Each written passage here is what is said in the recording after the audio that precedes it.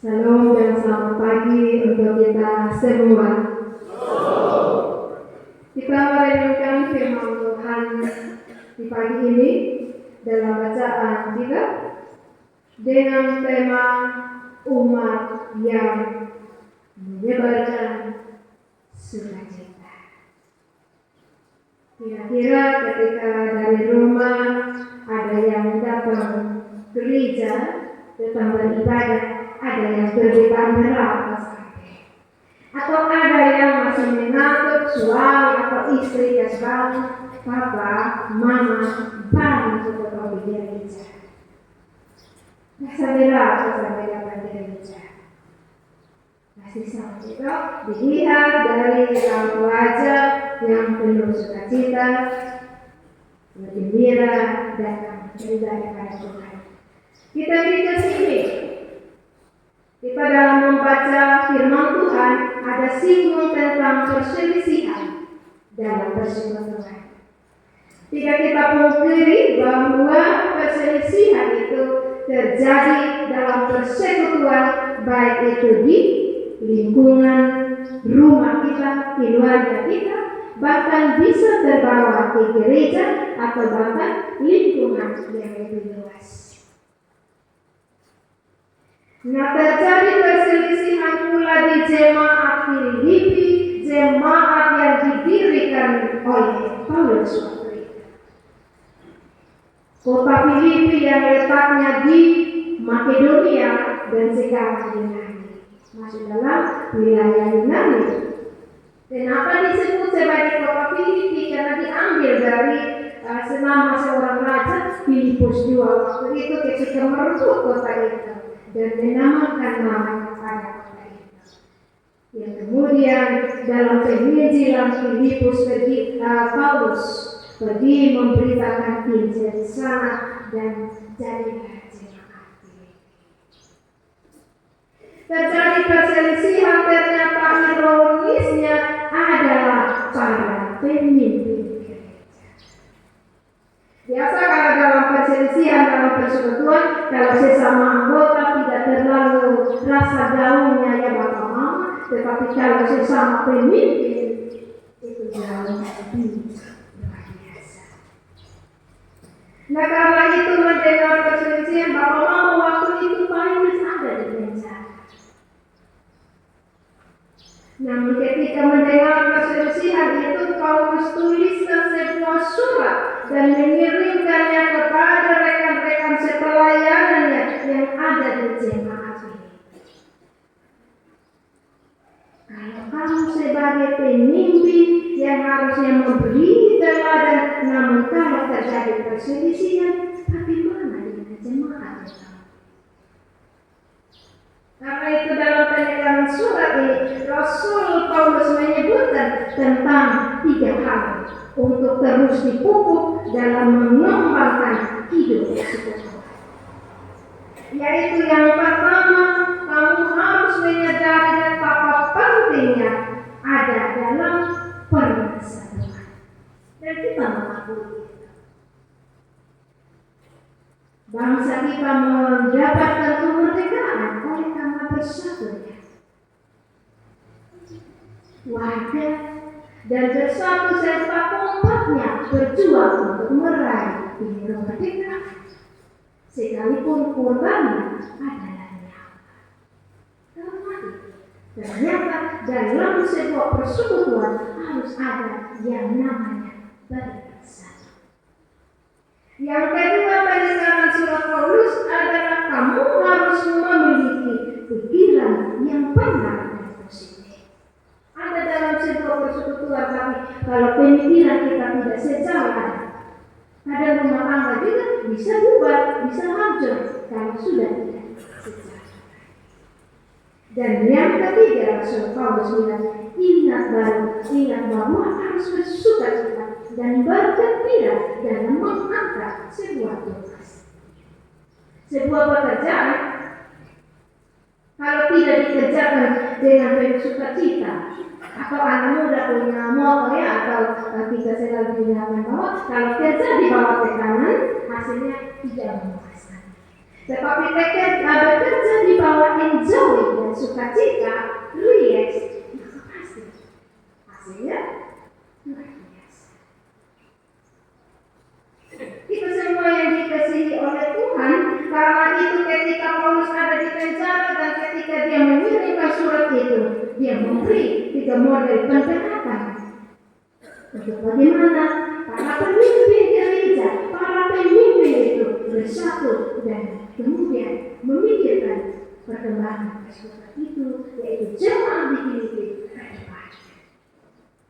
Model pendekatan yang pertama, Rasul Paulus bilang, jadikan Tuhan sebagai landasan.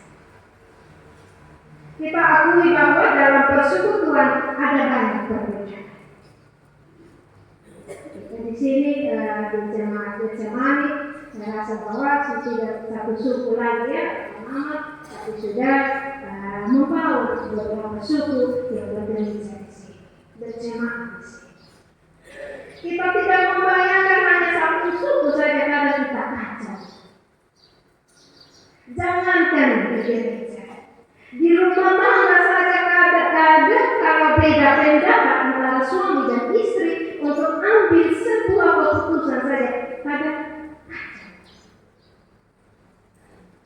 Terkadang orang ketika melihat perbedaan menjadikan kekayaan, tetapi kadang bahkan seringkali perbedaan jadi persoalan.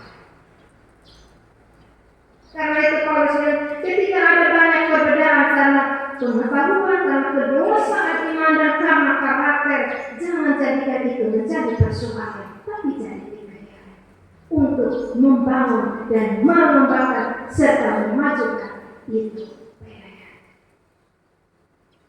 Dan perbedaan itu harus dirangkai dalam sehati sendiri. Rasul Paulus memakainya dengan istilah promeo. Di dalam Kristus kami harus sehati sepikir, karena untuk itulah Kristus datang mempersekutukan kita manusia berdosa dengan Allah sehingga keselamatan dan dana Tuhan masih terus kita. Yang kedua, model pendekatan yang kedua yang disampaikan Rasul Paulus, yaitu menerima bantuan dari pihak lain yang bisa dipercaya.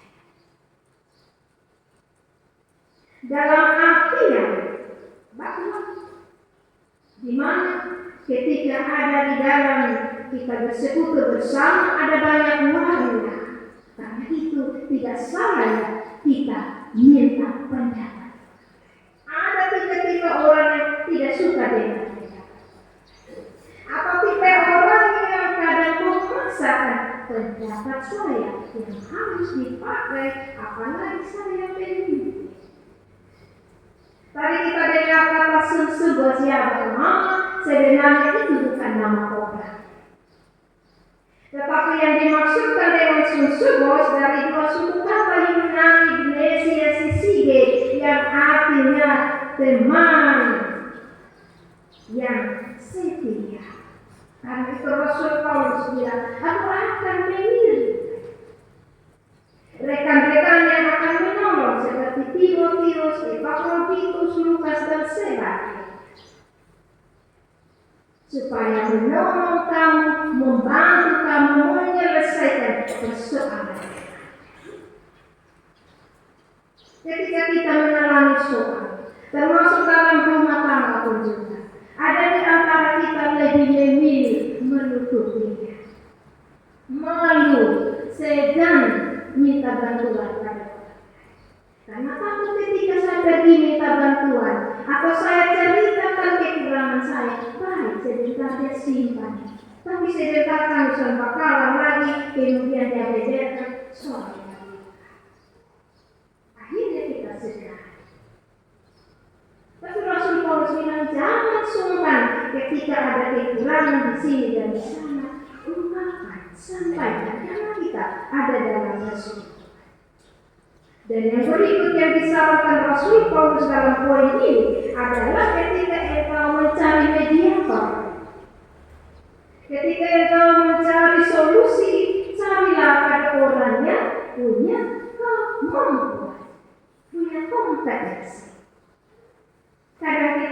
salah kaprah juga ya. Ini kita orang yang suami tahu betul karena dia sok. Akhirnya bukannya masalah tanpa berkecil, tapi malah karena runyam. Dan yang ketiga, Rasul Paulus bilang dalam pandangan disampaikan adalah menyoroti kelebihan atau bahkan kesamaan yang ada dalam setiap anggota persekutuan. Dalam artian bahwa ada kekurangan di sini dan di sana, lihatlah orang yang memiliki kelebihan atau talenta, mintalah pendapatnya, bantuannya. Namun kadang kita tidak ya, kadang kita lebih memilih kalau dia lebih dari saya tidak mau, saya sukanya saya. Kalau bisa saya dan dia, atau kalau bisa saya singkirkan dia. Karena nanti itu nama yang terangkat kita sombong. Karena itu dengan sikap seperti itu membuat kita terkadang gagal melihat persoalan secara keseluruhan.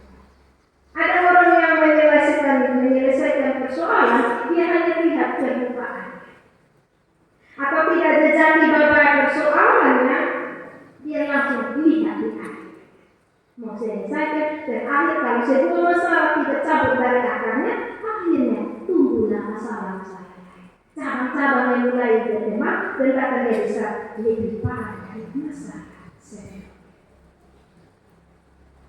Sebuah keunikan yang dimiliki oleh Paulus ketika jadi bapak rohani dan ketika dia jadi panutan dan teladan bagi jemaat yang dimana dia bisa kerja. Dia suka mengapresiasi keberhasilan dalam jemaat. Karena itu dia juga tidak sungkan memuji pekerjaan Eudia dan Sinti. Ini dua mama berselisih, kita membayangkan kalau bapak-bapak berselisih mungkin ada contoh ya. Tapi kita membayangkan momen ini hari semua ada di Facebook. Ini hari kita baca bahwa ini status sudah berkait. Dia mau kerja sama orang lain, dia kasih naik. Dia suka dengan seseorang itu. Ini bukan hanya jemaat yang tahu, tapi seantero jalan raya bisa tahu. Itu ya masalah.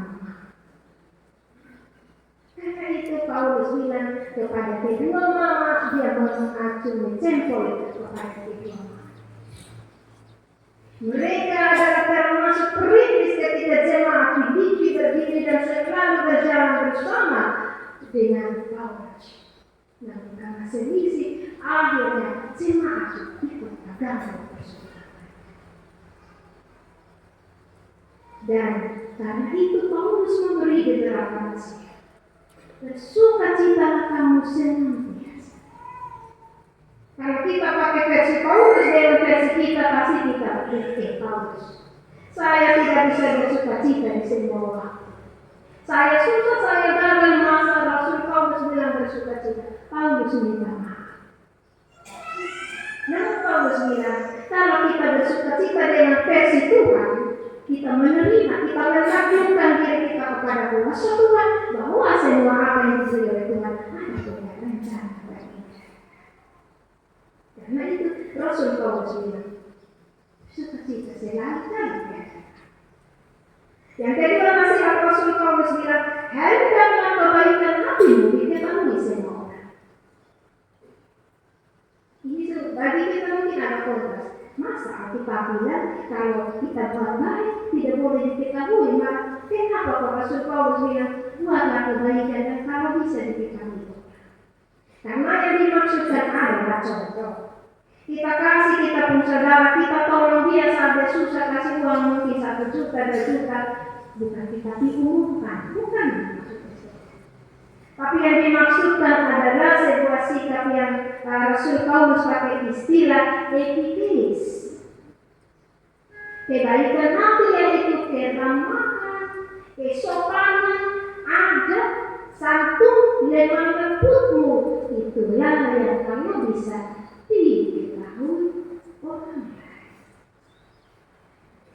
tertolong. Orang bukan nilai rupiahnya yang kita pamerkan, tetapi kebaikan, kesopanan kita, dan sikap-sikap moral yang luar biasa ketika kita, itulah yang Rasul Paulus kasih tunjuk dari Rasul. Dan Rasul Paulus bilang begini, janganlah hendaknya kamu khawatir. Orang tentang khawatir, pas Paulus juga pernah mengalami masa di mana dia pendekkan, pernah mengalami namanya kapal karam, pernah mengalami dianiaya ketika memberitakan Injil, pernah mengalami yang namanya lapar dan haus dan menderita dan bahkan dipenjarakan. Itu bukan hal yang enak. Tapi Rasul Paulus membawa itu semua dan doa dan ketekunan kepada Tuhan. Nah, itu yang terakhir adalah Rasul Paulus menaikkan doa dan harapan kepada jemaat. Rasul Paulus bilang, bersatulah di dalam Tuhan, maka damai sejahtera Allah menyertai kamu. Dan semua yang baik akan diberikan kepada Tuhan, daripada Tuhan kepada. Dan karena itu, apa yang kamu lihat dengan matamu, apa yang kamu dengar dengan telinga, lakukan. Maksudnya Paulus mengingatkan jemaat dan masuk kepada rekan-rekan sepelayan untuk meniru teladan. Maka dengan demikian kita adalah pembawa sukacita. Karena kita mengalami sukacita itu, maka kita melanjutkan orang lain. Tuhan memberkati. Amin. Kita mendengarkan pujian, tokado, penabur, memuji Tuhan untuk pujian yang kedua.